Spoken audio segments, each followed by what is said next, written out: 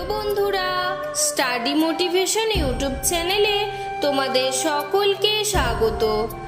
আজকে আমি তোমাদের সামনে স্বাধীনতা দিবসের খুব সুন্দর একটি বক্তব্য আলোচনা করব। নমস্কার, শুভ সকাল। আজ 15ই আগস্ট। আমরা সবাই আজ এখানে ভারতের ৭৯তম স্বাধীনতা দিবস উদযাপনের জন্য উপস্থিত হয়েছি। প্রথমেই উপস্থিত সভাপতি, অতিথিবৃন্দ, অভিভাবকবৃন্দ এবং সকল সহপাঠীবৃন্দ ও ভাই বোনেদের স্বাধীনতা দিবসের আন্তরিক শুভেচ্ছা ও অভিনন্দন জানাই।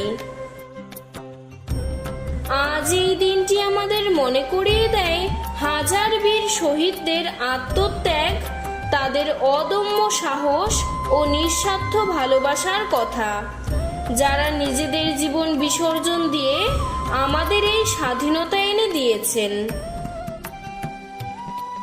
1947 সালের 15ই আগস্ট বহু সংগ্রামের পর আমাদের দেশ ব্রিটিশ শাসন থেকে মুক্তি লাভ করে।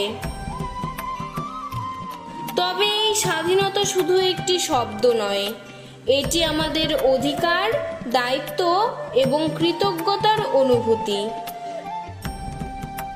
তাই আমাদের কাজ হবে এই স্বাধীনতাকে রক্ষা করা, সৎ নাগরিক হওয়া এবং দেশের জন্য উন্নয়নে অংশ নেওয়া। আমাদের ঐক্য আমাদের শক্তি।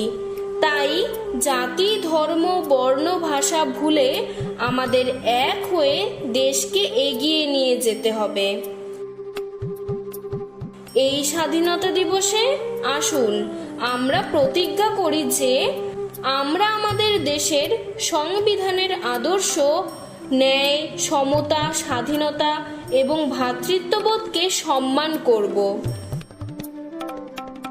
আমরা আমাদের সমাজ থেকে দারিদ্র্য, অশিক্ষা এবং বৈষম্য দূর করব এবং আমাদের তরুণ প্রজন্মই হবে ভারতের ভবিষ্যৎ।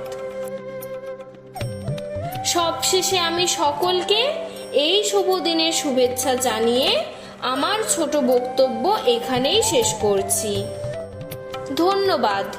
জয় হিন্দ, বন্দে মাতরম।